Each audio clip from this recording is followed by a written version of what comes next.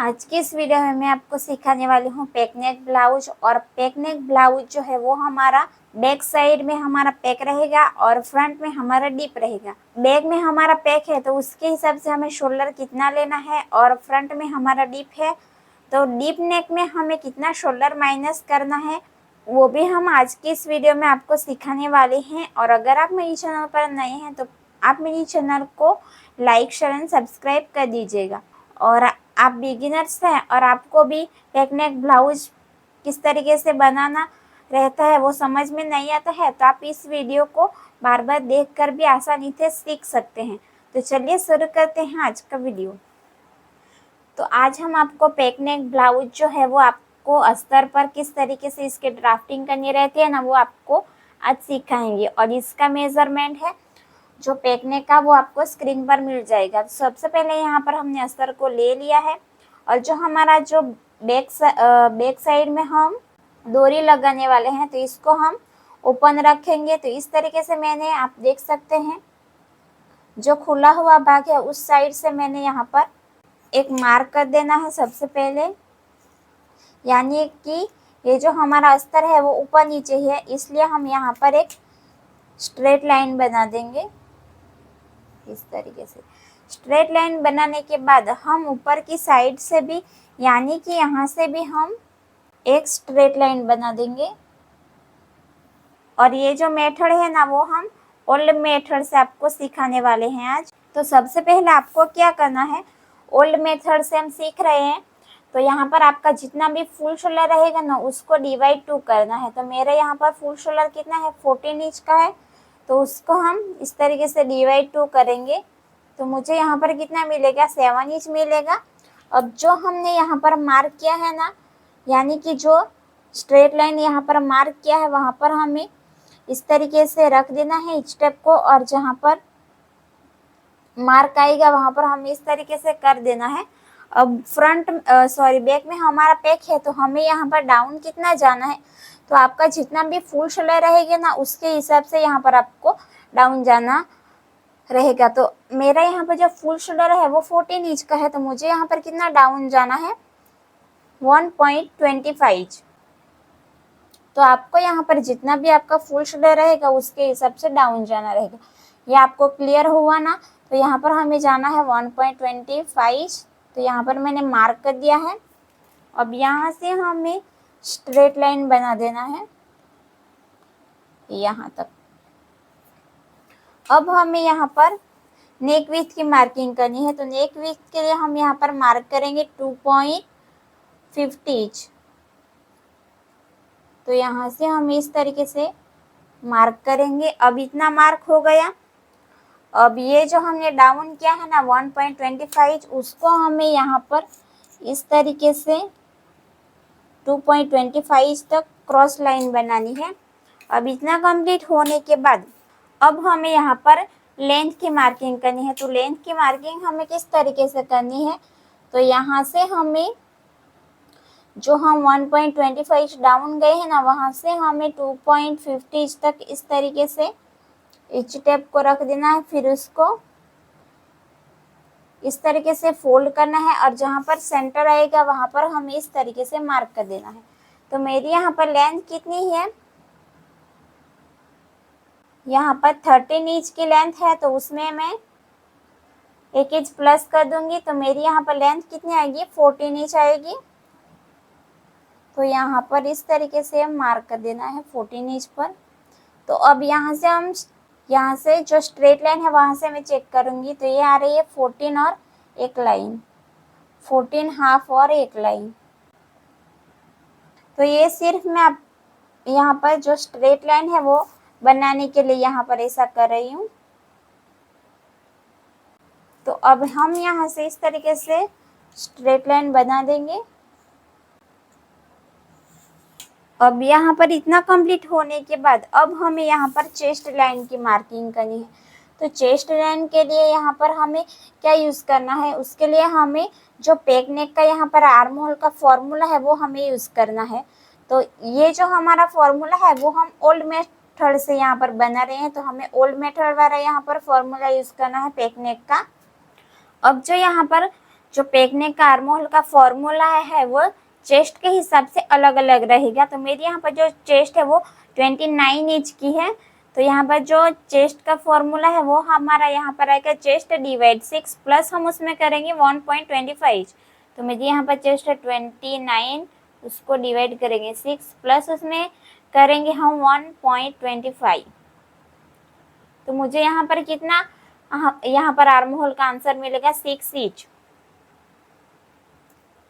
तो 6 इंच हमारा जहां पर भी आएगा वहां पर हमें इस तरीके से मार्क करना है, इसी तरीके से। तो यहाँ पर हमें इस तरीके से स्ट्रेट लाइन बनाना है। तो यहाँ पर स्ट्रेट लाइन बनाने के बाद अब हमें यहाँ पर चेस्ट प्लस उसमें हम लूजिंग ऐड करेंगे। तो बैक पार्ट में हम क्यों लूजिंग ऐड करेंगे, क्योंकि हमारा पेक नेक है इसलिए हम यहाँ पर लूजिंग ऐड करेंगे 2.50 फिक्स। तो यहाँ पर हम 2.50 की लूजिंग ऐड करेंगे। तो यहाँ पर मेरी चेस्ट है 29 इंच, तो उसमें मैं लूजिंग ऐड करूँगी 2.50, फिर उसको डिवाइड 4 करेंगे तो मुझे यहाँ पर मिलेगा 7.75 के ऊपर एक लाइन, यानी कि 7.25 इंच के ऊपर एक लाइन। तो यहाँ पर हमें इस तरीके से मार्किंग कर देना है और यहाँ पर हमें जो मार्जिन है उसका ऐड करना है अलग से 1.50 इंच, इसी तरीके से। तो यहाँ पर इतना क्लियर हुआ। अब हमें यहाँ पर वेस्ट की मार्किंग करनी है। तो वेस्ट है मेरी यहाँ पर 23 इंच, तो मैं यहाँ पर उसको डिवाइड 4 करूँगी तो मुझे यहाँ पर मिलेगा 5.75 के ऊपर एक लाइन। तो यहाँ पर आपको टक्स लेना है तो आप यहाँ पर 1 इंच एक्स्ट्रा ऐड कर सकते हैं, पर मुझे बैक साइड में टक्स नहीं लेना है तो मैं यहाँ पर सिर्फ मार्जिन का ही ऐड करूँगी 1.50 इंच। तो अब इस वाले लाइन को हम यहाँ पर इस तरीके से मिलाएंगे और इस वाले लाइन को यहाँ पर। अब यहाँ पर इतना क्लियर हुआ। अब हमें यहाँ पर आर्म होल की मार्किंग करनी है। तो आर्म होल की मार्किंग करने से पहले हम यहाँ पर इसका सेंटर ले लेंगे आर्म होल का।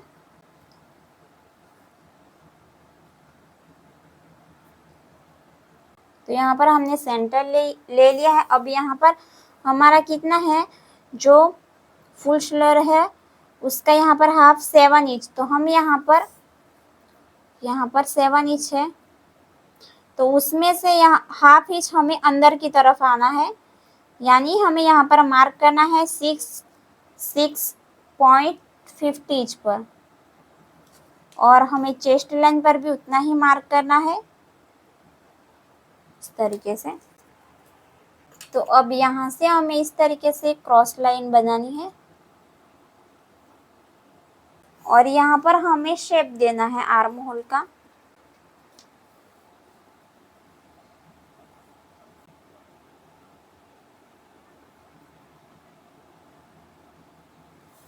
तो यहाँ पर हमने शेप दे दिया है और यहाँ पर जितनी भी क्रॉस लाइन जा रही है ना उतनी यहाँ पर जाने देना है। अब यहाँ पर इतना कंप्लीट हो गया।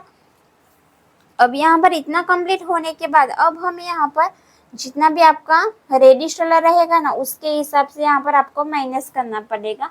तो मेरे यहाँ पर जो रेडी शोल्डर है वो 2 इंच का मेरा यहाँ पर रेडी शोल्डर है, तो मुझे यहाँ पर कितना माइनस करना पड़ेगा, हाफ इंच मुझे यहाँ पर माइनस करना पड़ेगा। आपका जितना भी रेडी शोल्डर रहेगा ना उसके हिसाब से यहाँ पर आपको माइनस करना पड़ेगा। अगर आपका यहाँ पर रेडी शोल्डर 1 इंच से 1.75 तक रहेगा तब आपको यहाँ पर माइनस करना पड़ेगा 0.75, और आपका यहाँ पर रेडी शोल्डर 3.50 इंच तक का रहेगा तो आपको यहाँ पर 0.25 यहाँ पर आपको माइनस करना पड़ेगा। तो मेरे यहाँ पर 2 इंच है, तो 2 इंच के हिसाब से मुझे यहाँ पर माइनस करना है हाफ इंच। तो यहाँ पर हाफ इंच पर इस तरीके से मार्क कर देंगे। अब इस वाले लाइन को हमें कहाँ पर मार्क करना है, तो जो हमने यहाँ पर सेंटर लिया है ना वहाँ तक इस वाले लाइन को इसी तरीके से यहाँ पर मार्क कर देना है। इस तरीके से। तो अब यहाँ पर इतना कंप्लीट हो गया। अब हमें यहाँ पर रेडी शोल्डर की मार्किंग करनी है। तो मेरा यहाँ पर जो रेडी शोल्डर है वो 2 इंच का है, तो उसमें मैं 1 इंच प्लस कर दूंगी, यानी कि 3 इंच आएगा। तो 3 इंच यहाँ पर आएगा। तो यहाँ पर 3 इंच पर मार्क करने के बाद अब हमें यहाँ पर नेक की यहाँ पर लेंथ की मार्किंग करनी है।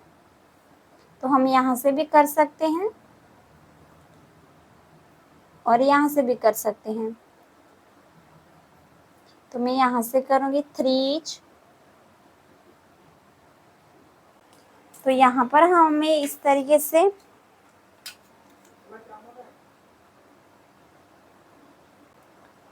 हमें इस तरीके से यहाँ तक मार्क कर देना है। अब यहाँ पर इसकी जो नेक की विड्थ है वो है 3.5 इंच है, तो हम यहाँ पर भी 3.5 इंच ही रखेंगे।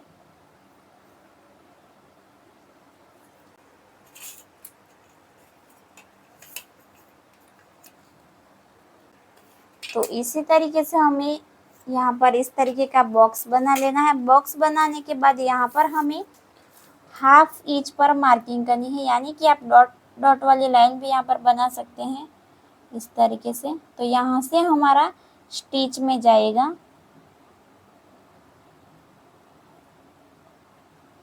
इसी तरीके से। तो अब यहाँ पर इतना कंप्लीट होने के बाद तो अब हम यहाँ पर शेप देंगे। तो शेप देने के लिए यहाँ पर आपको फ्रेंच करवा का यूज़ करना है। अगर आपके पास भी इस तरीके का फ्रेंच करवा नहीं है तो इसका मैंने टैग कर दिया है, आप जाके परचेस कर सकते हैं। तो अब इस वाले फ्रेंच करवा को हमें इस तरीके से रखना है और यहाँ पर 0.25 हमें बाहर की तरफ जाना है।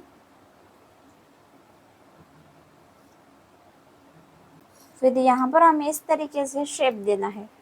अब शेप देने के बाद अब हमें यहाँ से हम 1.25 ऊपर की तरफ जाएंगे। तो यहाँ से हमें इस तरीके से 1.25 ऊपर की तरफ जाना है। फिर इस वाले जो हमारा ये वाला पॉइंट रहेगा ना, फिर इस तरीके से यहाँ पर हमें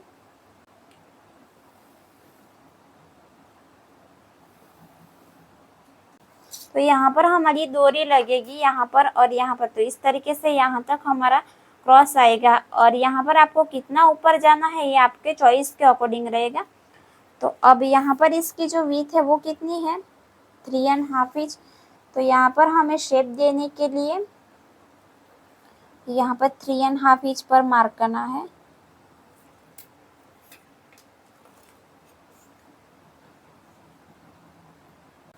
तो इस तरीके से हमें यहाँ पर बॉक्स बना लेना है इस तरीके का और यहाँ से यहाँ तक का हमें सेंटर लेना है। जहाँ पर सेंटर आएगा वहाँ पर मार्क कर देना है इस तरीके से और यहाँ पर हमें इस तरीके से यहाँ पर शेप देना है। तो यहाँ पर आपको शेप देने के लिए यहाँ पर आपको हल्के हाथों से इस तरीके से सबसे पहले डॉट डॉट वाली लाइन बनानी है यहाँ तक इस तरीके से। फिर यहाँ से भी आपको इसी तरीके से डॉट डॉट वाली लाइन बनानी है। फिर आपको यहाँ पर शेप दे देना है। तो यहाँ पर आपको राउंड शेप देना है। तो राउंड शेप के लिए इस तरीके से यहाँ पर तो यहाँ पर आपको 0.25 जितना अंदर की तरफ आना है और इसी तरीके से यहाँ पर शेप देना है। तो यहाँ पर हमें इतना अंदर आना है, फिर इस तरीके से शेप देना है और यहाँ पर हमारी डोरी लगेगी और यहाँ पर भी इसी तरीके से यहाँ पर भी हमारी डोरी ही लगेगी। तो ये हमारा हो गया बैक पार्ट। तो यहाँ पर मैं लिख लेती हूँ बैक और ये हमारा पैक रहेगा और यहाँ से ये माइनस हो जाएगा और ऊपर की साइड से ये हमारा माइनस हो जाएगा।